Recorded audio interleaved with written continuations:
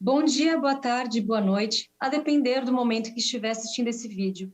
Agradeço ao GLF e toda a sua equipe que está empenhada em realizar esse importante evento pelo convite para mediar essa plenária. Sou Tatiana Amaral, mestre em Antropologia Social e atualmente coordeno a área Povos Indígenas no Programa Diversidade. The diversity program in Sao Paulo is better acknowledged and proven that the native peoples and traditional peoples of the Amazons are responsible for the existence and preservation of biodiversity of the biome that exists in 9 countries of South America. What that mega diverse countries evidence that it's not possible to separate biodiversity from social diversity. This is why I would like to call to the plenary the voices of territories that talk about the paradigm of human nature and people from different regions to understand their relationship to the Amazons. Angela Mendes, Vice President of the Association Janumami, and Hernan, a young from Takana people, Selva Jaidina, Executive Secretary of the National Coordination for Articulation of Quilombola, and Tati, President of Agorquina Association of Quechua Women. To start this plenary, I would like to call Angela Mendes to start and talk about the importance of the partnership of the peoples of the forest and the protagonism of young people for the defense of the peoples. Angela, good morning. Good morning, everyone. I want to start by thanking the invitation to participate in this very important event. Also, greeting those who are watching us and to the team that accompanied us from the very beginning, where their support, and also companions that are with me on this panel. And also, I want to say hello to Dario Copenhague, who I admire greatly, as well as the fight of his father in the defense of his people and their territories. Also, it is that fight because of the conquer and achieved and the consolidation of these territories that unify all the peoples of the forest. I'm talking about Acre, a small state with about 800,000 inhabitants located in the west of Brazil. We are in the Brazilian Amazonia, a biome that occupies some 60% of the Brazilian territory, proportionally the biggest area of Amazonia. Here lives a rich and powerful diversity of peoples and their cultures. I have the pleasure to represent some of these people, such as Etaria, and my colleague is here, Quilomba, who is called Selma.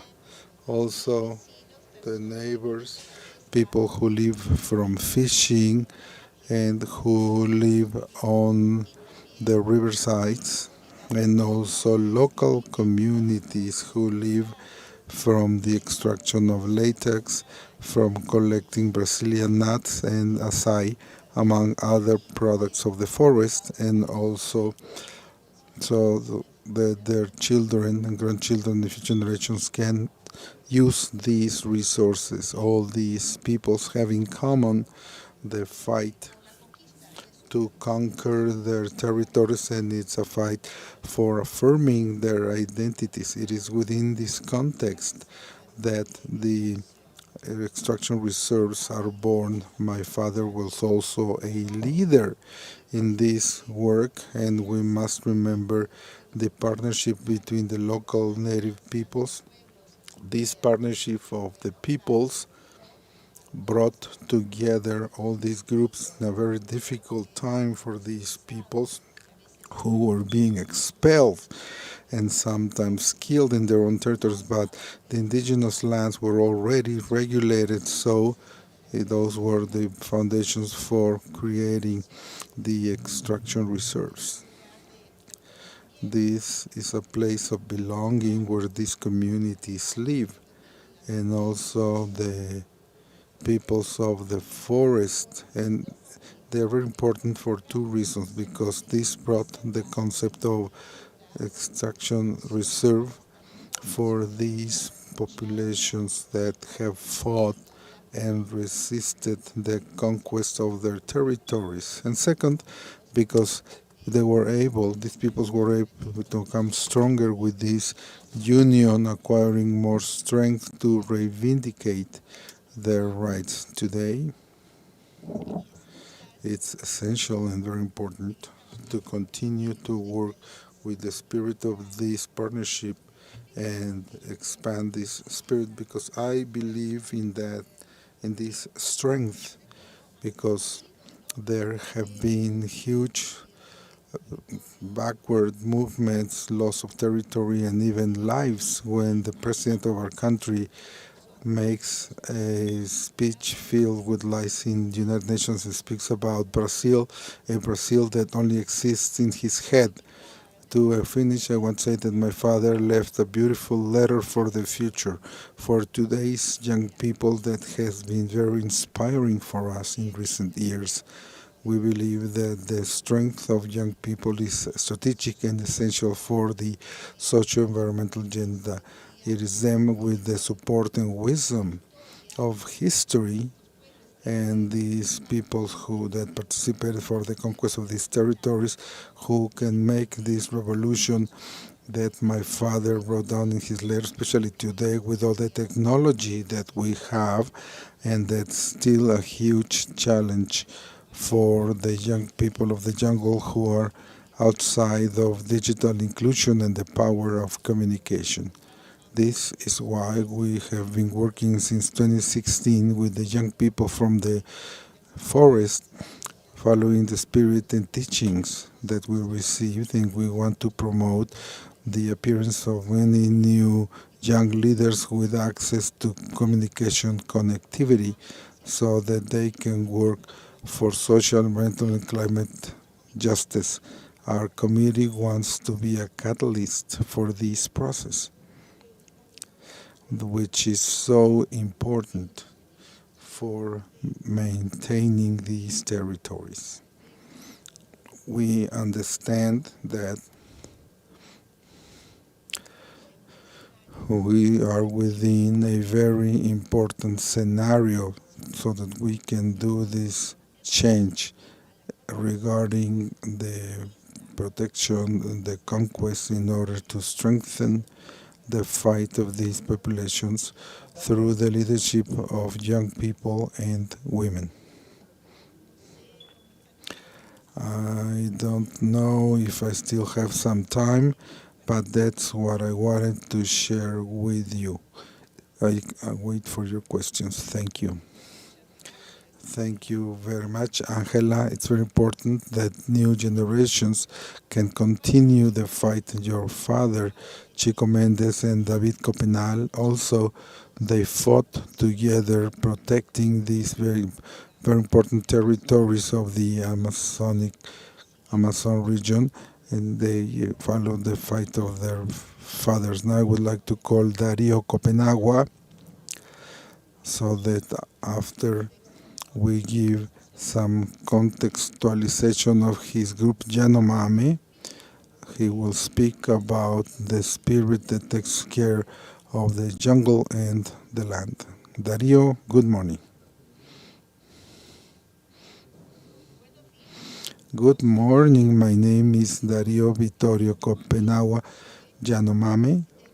I'm from the Janumami people. I live in the Janumami land, the association that represents 30,000 Yanomamis in northern Brazil, called Roraima, in the Amazonic state. I am here speaking as a spokesperson for the Yanomami people. I want to talk about the history of northern Brazil. Nobody knows where the Yanomami live, what is their territory. As a matter of fact, here we have Brazil and Venezuela and our Yanomami's relatives who also live in Venezuela. There we have 20,000 Janumami who live in Venezuela, and some others live in Brazil. In Brazil, we are 30,000 Janumami. So, who are the Janumami? Well, were born in this land, in this Amazon jungle, and our relatives also live in a territory de Jecuanas. They are our relatives, they are our friends, and also others called the isolated Indians who live in the Brazilian territory, where our territory was limited by the Brazilian law of 1922. On May 25th, our territory was limited. I also want to refer to Janumami territory on the side of Brazil and Venezuela. And we live partly in the Amazon, and another part of the Janumami lives in the Roraima state located in the north of Brazil. Now I will speak about Roraima. It's important to talk about the history of the Janumami people who now live in this region. We have suffered much during the time of the Kaya North project that cut through the heart of Janumami land. That project built a highway, and many trees were chopped down at that time. Our parents, our relatives, our grandparents, our children died. Many people died, and in the decade and from 1967, the land thieves came into our villages and reduced 20% of the Yanomamis. They died. So it's a very long story, but our time is short. So in a summarized way, I say that we continue to live in a very critical situation. For example, the illegal theft of land is a threat against the Yanomamis in their indigenous Yanomami land. Our main rivers are polluted with mercury, such as Yuraricuera River and Cayai River, Cayau and Catriman River. Those are the main rivers which are completely polluted and contaminated with mercury. And that is a terrible situation in the Janumami territory. I am Janumami who lived in the Waturik village, indigenous land for the Janumami, where I grew up, where I learned to, and I still live there in my village, and I speak my Janumami language.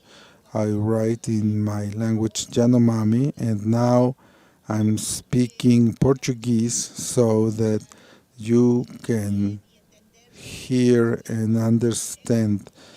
This is not my language, but I'm speaking Portuguese in order to talk with those who are non-natives. Now, talking about the motherland, the Mother Earth, as Angela mentioned, Angela is our friend and our family because we were born and we grew up in the belly of Mother Earth, the Amazons, and we know how our system of the Mother Earth works and how the connection of air and biodiversity, the mountains, the waterfalls, and other very important things work.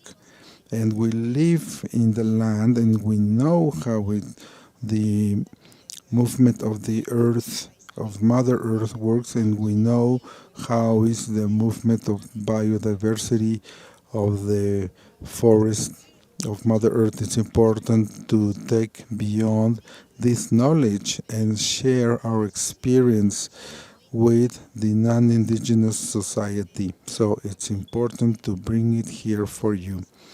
Now, regarding the spirit of the Amazons. When the indigenous peoples live in that region, they maintain the forest alive.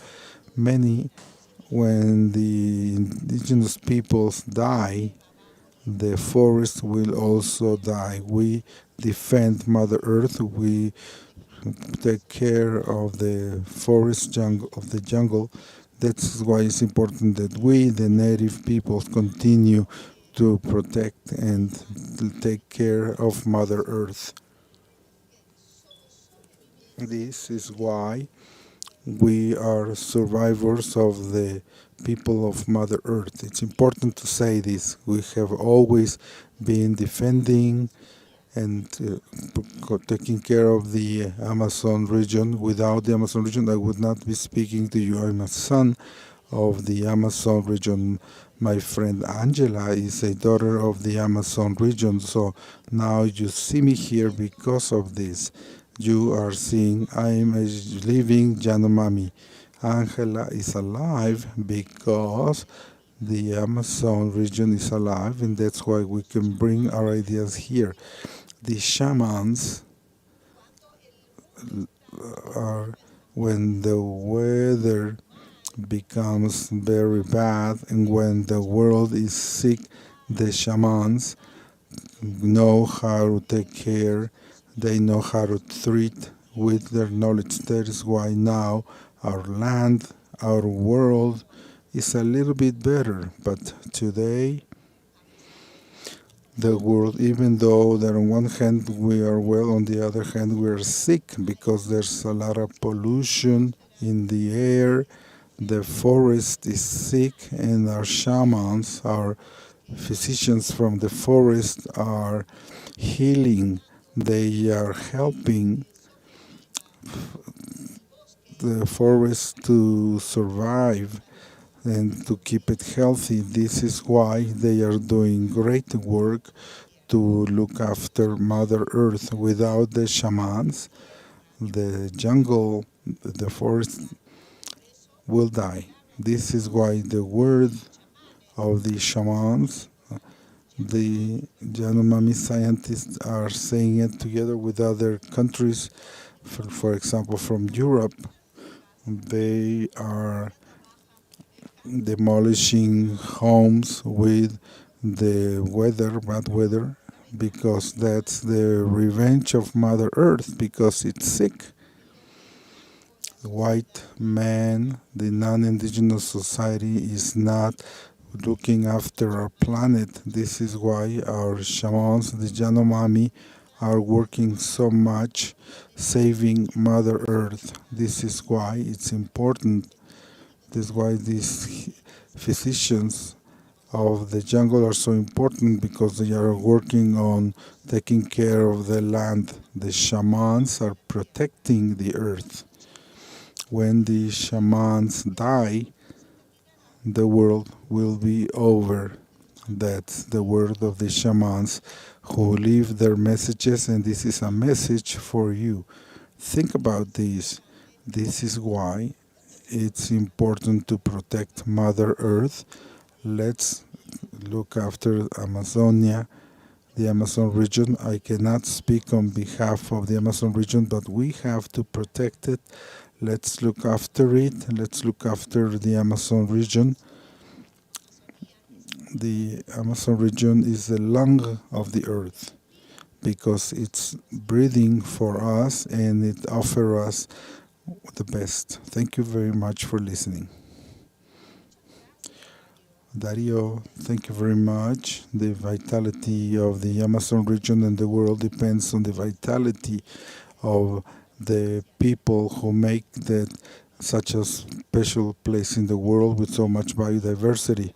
And now I want to call Hernan I to tell us about the importance of the creation of protected areas and other categories of protected areas for the preservation of the environment, and so that the community can maintain non-predatory practices. Hernan, good morning.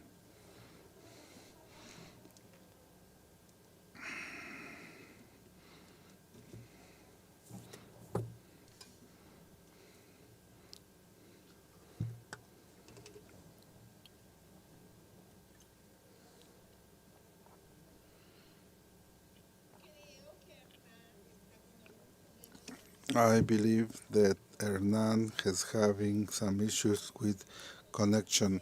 So now we will give the floor to Selma while we sort out this problem. Good morning, Selma. I want to invite you to make a short presentation of the Quilombolo peoples and also to speak about the specific situation of your population in the Amazon region. I want to hear your approach of the Amazon context. Good morning, Selma. Good morning, Tatiana. I want, first of all, to greet everyone here. On behalf of Dario and Angela, I want to say hello to everyone who are following this event in the social networks and also in this group, and also on behalf of Isabel Mezquita, who has the name of very well-known Quilombo here in the central western part. We also want to greet the GLF organization and AISA for this invitation and for saying that I could speak here. I was born in the Quilombola Shivintri community. I live due to the different crossroads. I live in the Moju Quilombo Narara in the municipality of San Mateo in the state of Espírito Santo. Right now I'm in Brasilia. We have a lot of sun. Brazil is gray. It's difficult to breathe. I'm in the venue of CONAC, the National Coordination of the Black Rural Communities. This is an entity that on May 12 turned 25 years of fight guaranteeing the Quilombola territories in Brazil and also promoting the need of this network in the three countries that we call Quilombos of the Americas, but in each place, in the Marron, Palenque, we name ourselves rural because this gives an easier nomenclature to pronounce. In Brazil, unfortunately, we were not able to make a census in 2020 due to the pandemic, but in 2021 we couldn't either because the president did the favor of taking away the budget. But in Brazil currently we don't know who's in charge of this. When somebody does something, another one destroys it. We still don't know what was the result of the census. I believe that the census will be made in 2022 so that we can confirm the exact number of Quilombo inhabitants in Brazil. We work with a number of 6,630 because the DG established it. We have the number of the movement, which may be greater, but we have to work with official data, and official data means government data or from the spaces that perform these counts. Unfortunately, there are no quilombos identified where Angela, Acre, and Roraima, those are two states, because Brasilia stole land from Goiás in order to build this capital city, so the Mesquita Quilombo is between the two states, Goiás and Brasilia. In the Amazon region, which is the legal Amazonia that we call it, we have 9 states. In 7 there are quilombos: Paraná, Unión, Tocantí, Amapá, Rondonia, Amazonas, and Mato Grosso. These 7 states have over 2,000 quilombola communities, considering that the state of Marañón has over 843 communities that have been identified. There we have 44 identified in Amapá, in the state of Amapá, 8 in the Amazon, 264 in Pará state, 8 in Rondonia, 45 in Tocantins, and 78 in Mato Grosso. Therefore, it's all of these states that make up the Amazons. We are talking of over 3,000 territories, and the state of Pará has the largest Quilombolo territory. The Caungas are 250,000 hectares, plus Cacheira Portera that has 252,000 hectares with 2,000 hectares. So Cacheira Portera went to the Carungas from Goiás that had the largest Quilombolo territory in the country.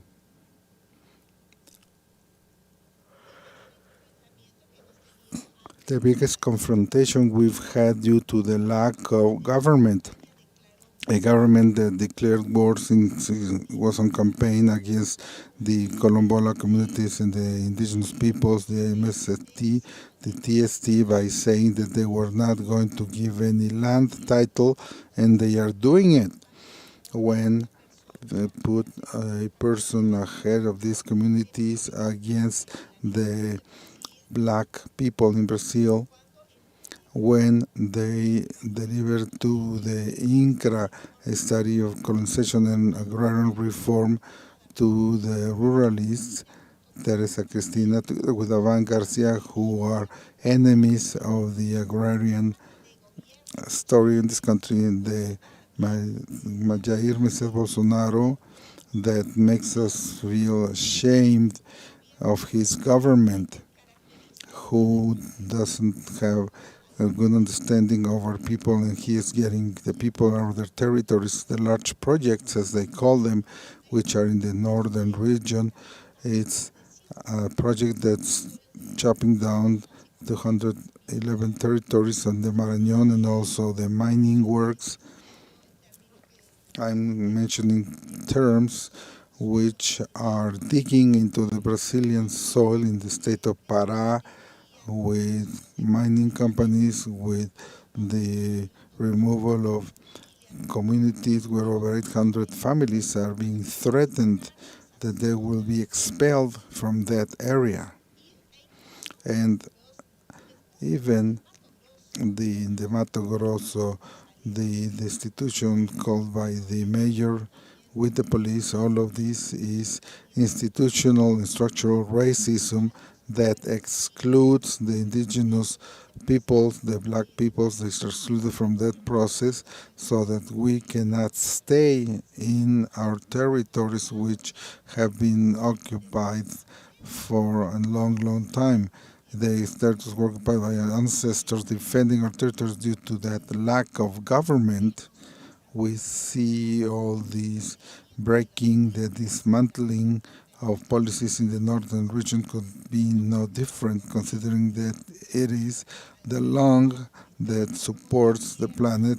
There's theft of land, deforestation, where we try to preserve, and what we have preserved in the legal Amazonia is protected by our people who are protecting so that the water is not polluted more, and so that the trees are not chopped down, and the protection of land continues. And within that construction of the black identity, of what is understood as black identity in that space, in the construction of that defense that we make every day in all of our territories, is that the Quilombola regions of the legal Amazon region, also the ones in the north, are in these spaces to guarantee that our territories have property titles.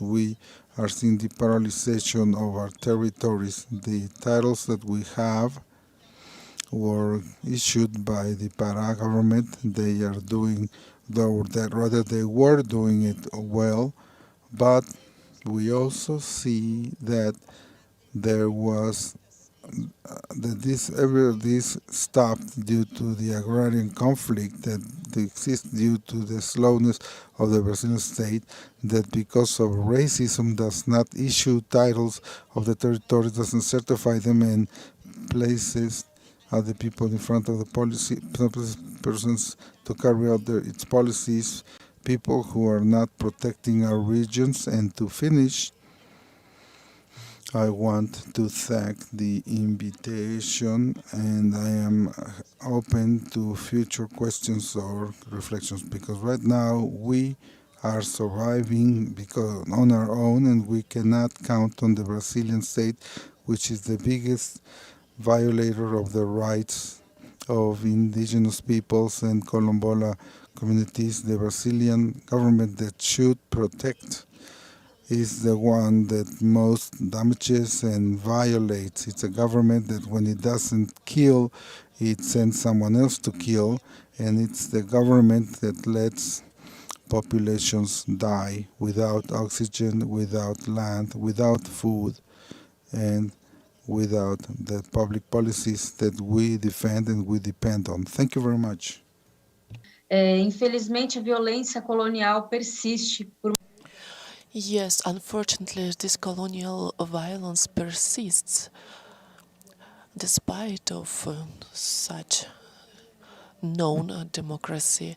And now I would like to ask Tarakinda to give his presentation about his people and about the importance of women, especially in food production, the crops. And also I would like to ask you about those relations with the territories, with the plants, and how those relations contribute to your people's longevity. Good afternoon, Dari.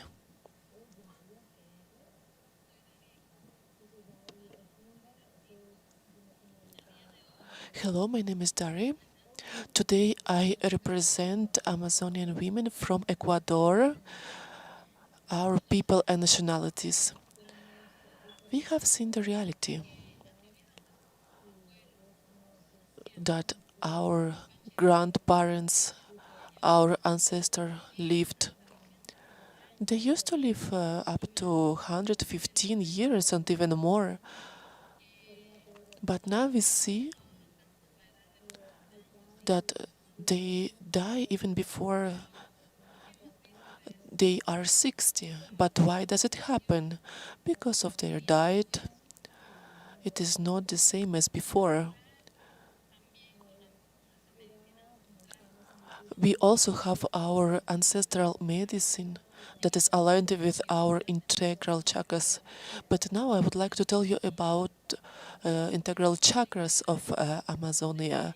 This is an integral work, a holistic work that includes the food, the fruits, the ancestral medicine crops. And the Amazonian women really is very important for us, for Pachamama, because we take care of our children, of our husbands. We also take care of our jungle. We do the crops, the harvesting, and we feed our families according to our chakras, looking for different foods in the jungle. And during the drought times, we look for water. How do we transmit this knowledge? How can we say it? Our living culture, we collect our knowledge and transmit it in the morning at 3 a.m. in order to take awayusa. Awayusa, it's a kind of tea. It is very known. Awayusupina, that's the way we call it. We get together around our grandparents, and they share their experience, their stories with us, and we listen to them. We keep them for our next generation, because we tell the same stories to our sons and daughters. It is important to know that in this reality of COVID-19, it helped us a lot, because we were able to prevent this disease thanks to our ancestral medicine, the Pakuyo power, the crops, and good harvest, and a wisdom that we transmit in during this time in the morning, the early morning, sharing tobacco, sharing different herbs for us to be able to get up at 3 a.m. and be ready to go to work and to take chicha, to drink chicha. So uh, those communities, they found their refuge in this community, in this jungle. But why do people from the cities come to the jungle? Because our medicine, because our food, our diet is here. And most of them, they got scared and they came to our communities. And they were safe there. So during this crisis time, due to global warming, it affects us a lot. Our droughts, our well, it causes droughts in our lakes, in our rivers, and we try to have more medicine. We try to be more holistic in that sense, because we always talk about carbon dioxide that destroys our system. We have seen that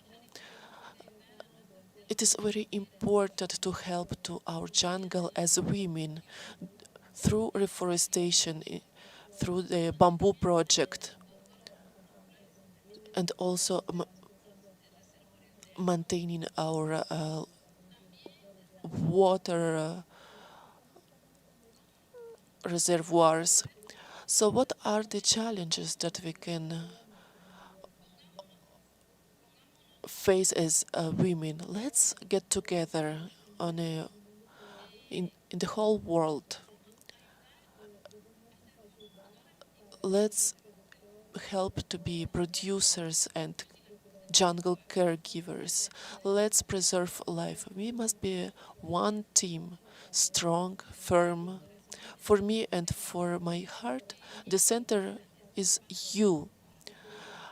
I want these words to be in your heart and in your head, because here we are fighting for that. We want to strengthen the economy. We want to promote the industry, the bamboo craft, and our community's economy. 80% of us, we have this territory in Amazonia, and it is our responsibility to take care as women, as we care for our children.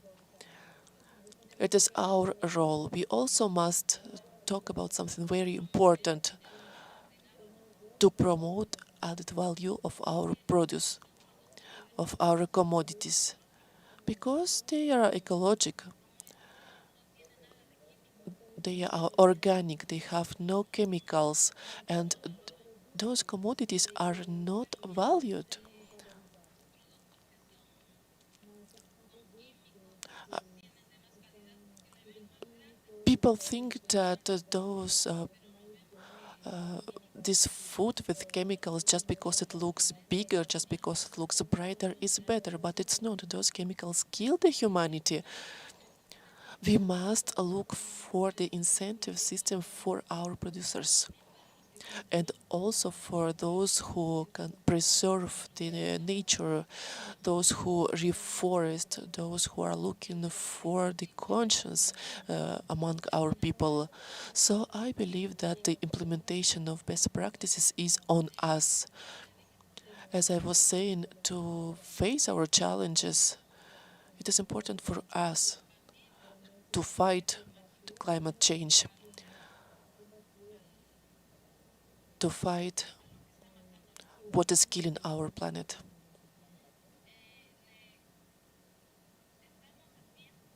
We are on time. It is time to preserve and to be able to tell the world about our medicines, about our Amazonian food. Because we see the reality that a lot of people die before they are 60 years old because they are sick, because of this pandemic. But it is because we generated itself ourselves. But the preservation of this world is in our hands. Let's strengthen it. Long life to Amazonia.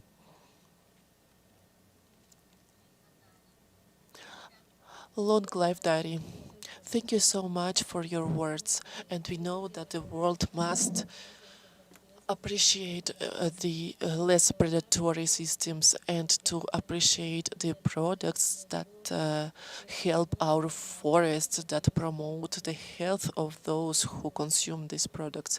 Thank you so much for your contribution. Unfortunately, we have one of our panelists has very bad connection, but well, we appreciate the intention. And now let's switch to Q&A session. The first question is for Angela Mendes. Angela, we want to know what are you expecting from world and national leaders to promote more harmonious way of life, to restore the humanity, the humankind, and to save our relation with the nature. Please, the floor is yours. Well, I believe that the great world leaders play a made a fundamental role in terms of maintenance of those territories and these ways of being close to those territories based on the insertion and implementation of public policies.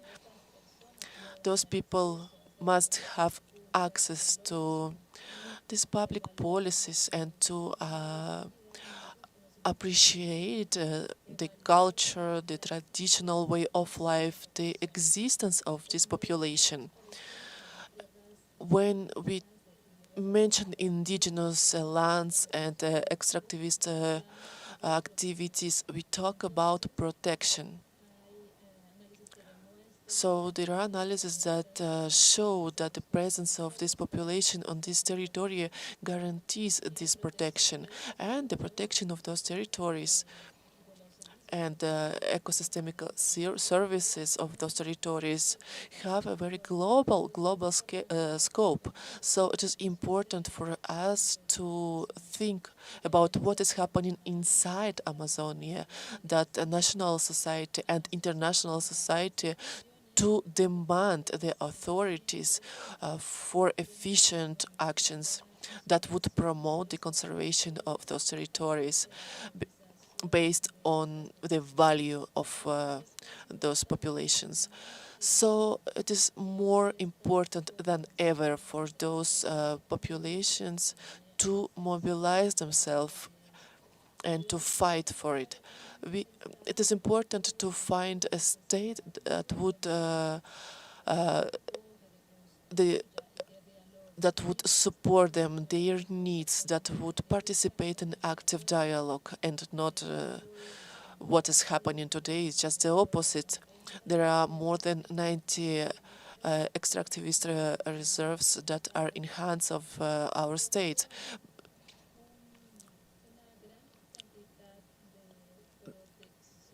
That propose great protection.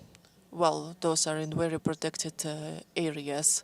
This is a protected territory, protected by those nations and other ways of sustainable development that is a part of this extractivist matter. So what we observe on a global level, we see this struggle, this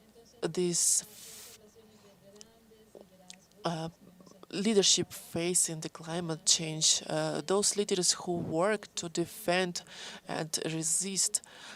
It is very important to do it locally, and the impact of those actions is quite global. It is important also to have a dialogue based on the strength of this leadership and those movements. It is also the way of our state, of our government facing the population, because the population is degrading Amazonia. They see it as a source of raw material, such as minerals, soy crops, and so on. So when when the politics would defend those people, this agribusiness,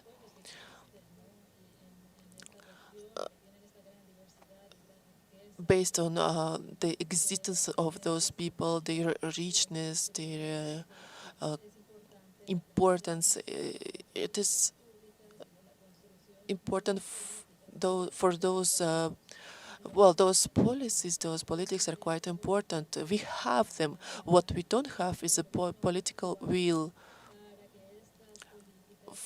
of our government for those actions to become real, to be really performed and realized. So there are important problems, and there are different projects that regulate the minery activity on indigenous lands. For example, law number 64 that is intended to end this national park, this place that contains a major biodiversity on the planet. So this is the matter with the government related to this population and these territories. Thank you, Angela. Well, this is a great concern that we mentioned during this event. There is a decision point for us to push and to demand the protection and the maintenance of those areas, because some actions cause irreversible degradation of biodiversity. That's why those events are so important, so that the whole world population would understand what is going on a local level and what is the risk. This is, and we won't be able to turn it back. So this is the main concern. And now I would like to ask Dari. Dari, how Janumami people live with the pandemic? Can you tell us a little bit more about it?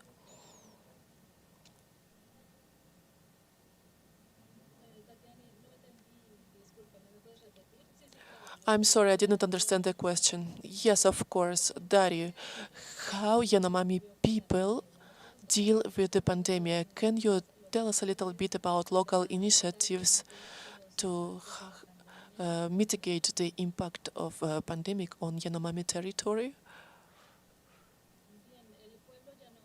Yes,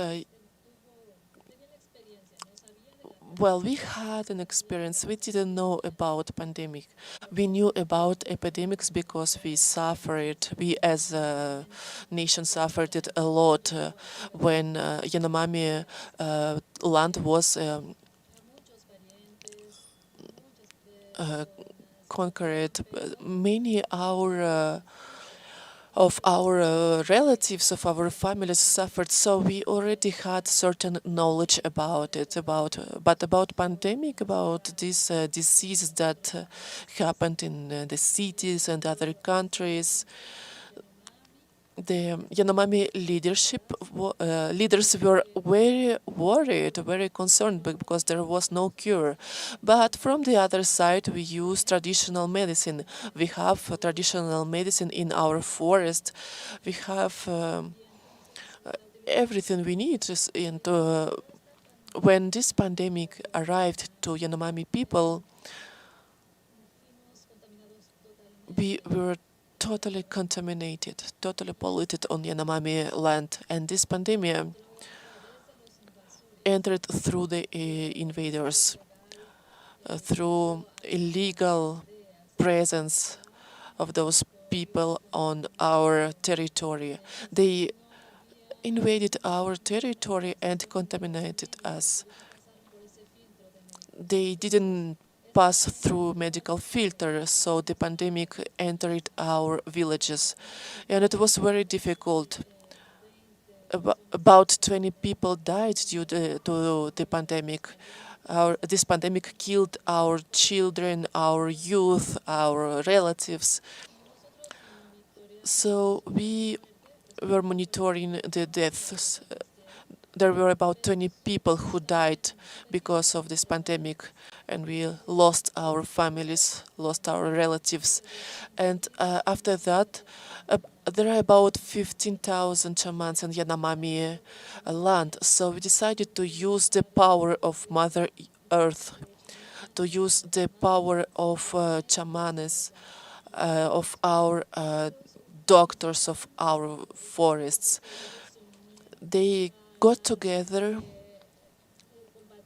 in order to fight the effect of this pandemic. They killed the effect. The Shakwara, the strongest ones, the Rachamans that killed the effect of this virus. So this virus became weaker. Our land made, this virus made our land weaker, and we were able to turn back this virus. We were stronger. The Japiri, our physicians, did it. They protected our territory, so more people won't die on our Janumami land. We used our immaterial power, the strength of Mother Earth, and it was very important. That's why the disease did not kill more people. That's why pandemic did not kill so many people of our land. They used the trees, the homemade teas, because it was not a physician recommendation. It was our shamans recommendation. They told us you should drink this homemade tea, this medicine that would help you to fight this disease called coronavirus. So they helped us, and we used this tea, and now this pandemic is is affecting less the Janumami land, so there was no more contamination. Fortunately, today this pandemic is already controlled. The government provided vaccines for us. We are all vaccinated. Well, there is a minority that is still not vaccinated because they are in some hidden territories. Those are more than 37 villages on this territory, 333 communities in the whole territory. So that's why we are still looking for complete vaccination in order to defend ourselves from this COVID pandemic. So we use this homemade medicine, and the disease is more controlled on Janumami territory because we use the power of Mother Earth.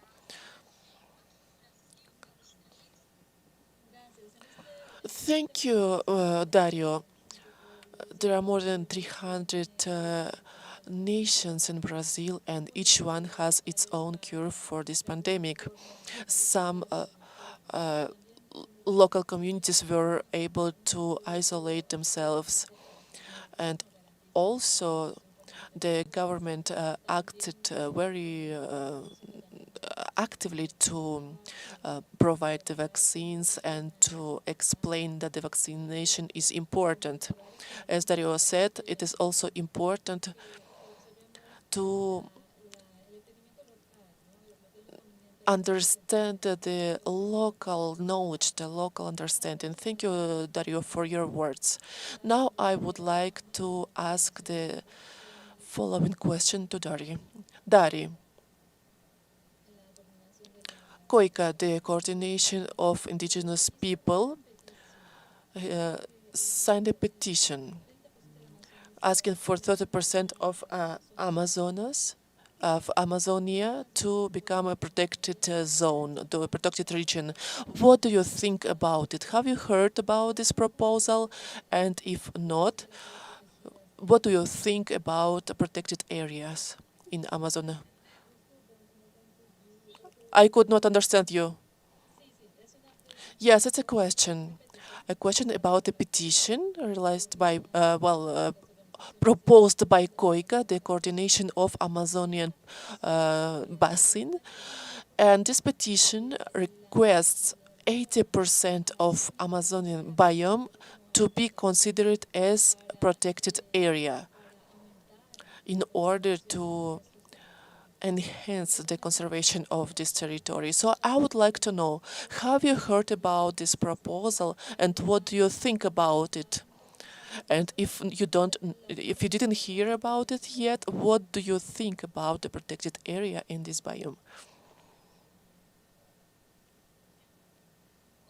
Okay, well, in first place, for us it is very important to preserve our land, our soils,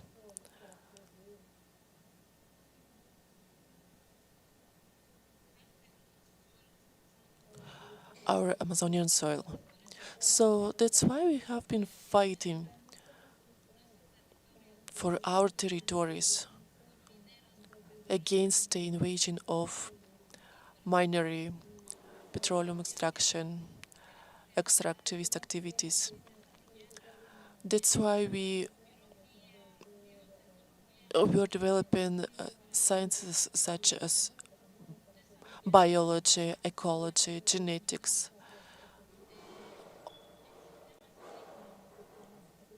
Also, we develop different agriculture systems in order to implement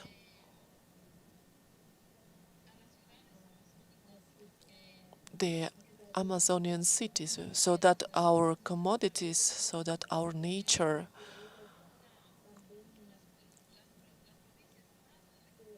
would be renowned and acknowledged wherever as a fertile soil.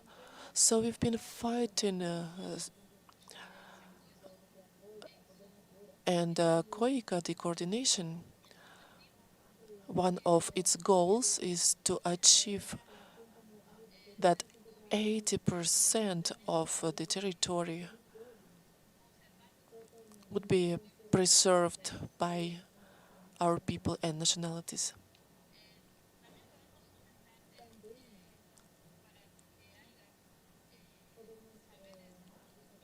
Also, it is important to exchange our opinions, our knowledge, our teachings among different countries, among different nations, to establish programs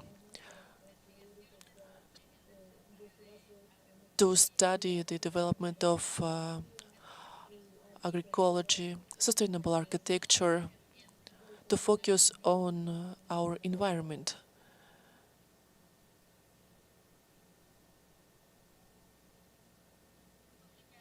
Thank you. Thank you, Dari. I would like to ask Selma. We know that there are matters that affect Quilombolas, the Afro-descendants.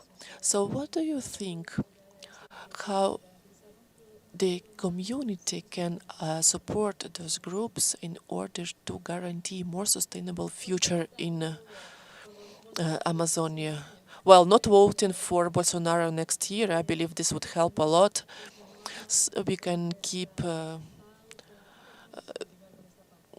we can't keep having this government. We need to analyze very well our reaction, our answer. This management, this administration must change. There are 35 councils, and one of them is the one that is helping us a lot during the pandemic, during this difficult moment when people were homeless and there was a lot of poverty and misery. So in Brazil, we can see this step back. We see a lot of people in the streets, a lot of homeless people. And the second place, I believe that for us as quilombolas,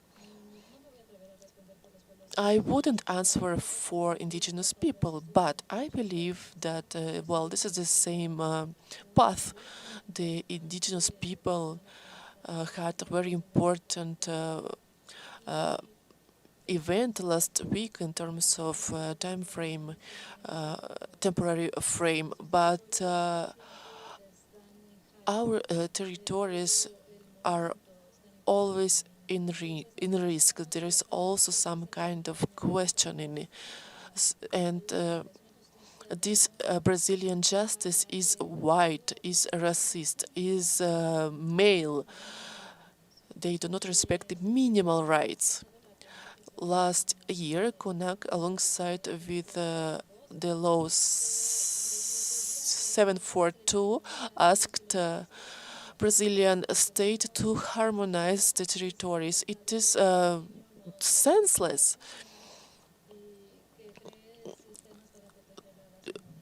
It is important to create a system that would protect the communities, and we achieved this important victory 5 months ago after that proposal.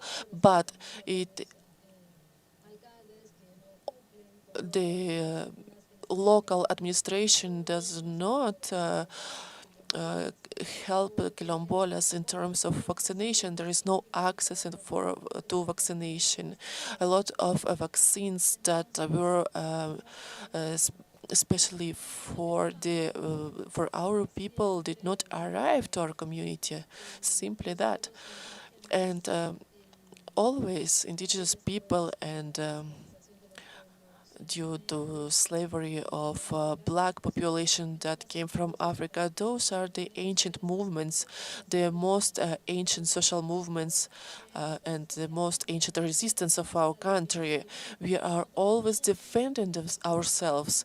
We cannot relax even for a minute. We cannot have a minute of peace because 25 hours a day, because as you know, Brazilian state work time, extra time, they make us work this extra time in order not to have these land titles, and not to perform agriculture reforms in our country. So this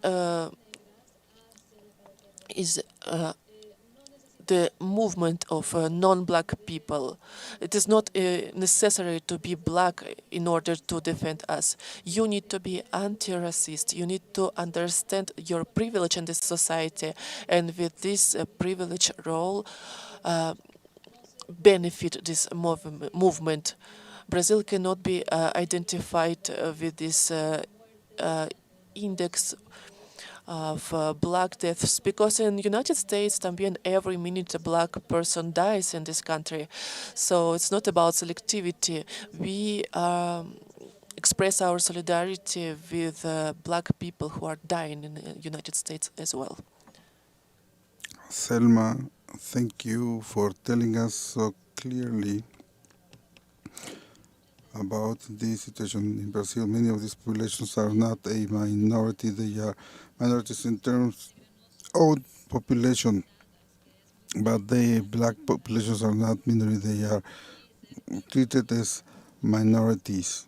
There's a big difference. Thank you very much for your invitation and for facing the inequalities that we see in our country that are more evident every day. Now, to close our plenary session,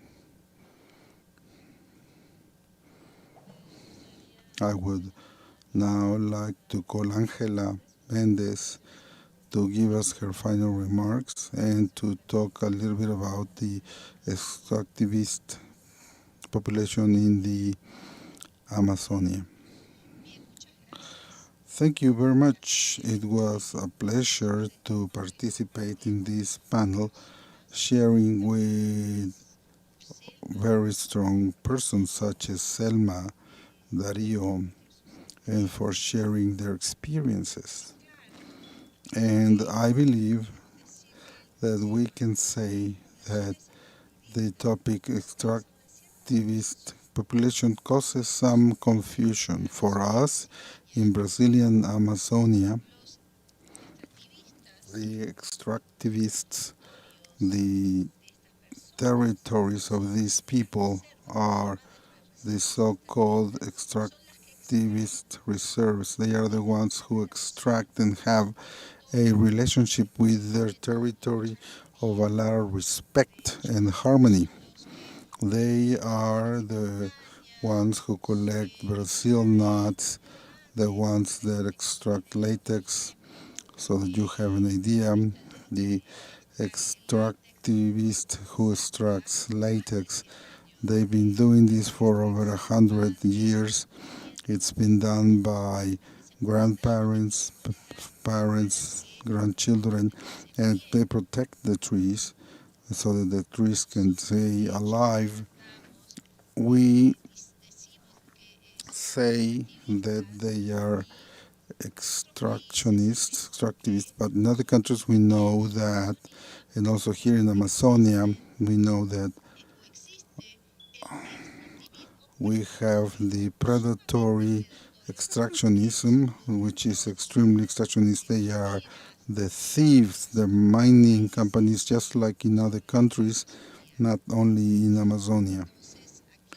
So here it's not different from other countries, but we explain it mainly because they keep this harmonic relationship with their territory. It's not a predatory activity.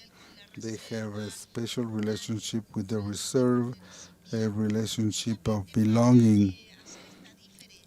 Just to make this difference regarding the term extractivist, we know that in the world the term has a negative meaning because it's a violent extraction as it happens in other territories such as the Janumami and others. So we try to explain this difference of the term so that everybody understands the difference. It's a completely different meaning. Or I want to thank you very much, send you lots of love. Through this space we learned many lessons because we spoke about the forest, about the resistance that Dario mentioned. So I'm very grateful for this space. I send kisses to everyone, and I am here whenever you need me. Thank you, Angela, and thank you to all the persons who participate in this event, people who are on the technical side, the organizers of this plenary session, and all the process to have this event happen today in the best way possible. Thank you to all the panel participants. Thank you very much. We take away very rich teachings. It's a gift for everyone who listened today. This session makes evident that in spite of cultural and territorial diversity that exists between these populations, what we have in common is a relationship with the environment which is not predatory. It's not based on a vision of the world that treats nature as a commodity. It's human and non-humans who inhabit these territories and are working together for the benefit of the region. Right at the time when the planet it has been impacted by crisis derived from a model that's not sustainable. I hope we can give value to these voices, to their know-how, that this is one of the many moments that we can have in the future. Thank you for being with us. See you next time.